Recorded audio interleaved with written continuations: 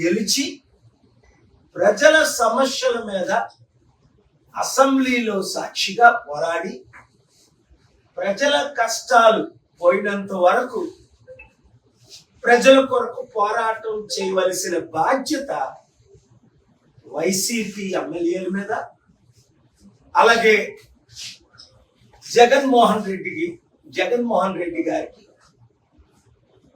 ఒక లీడర్షిప్, అది ప్రత్యేక హోదా అవ్వచ్చు, సూపర్ 6. నేను నిన్న కొందరిని అడిగాను, ఈ సూపర్ 6 ఎందుకు నెరవేర్చలేదు?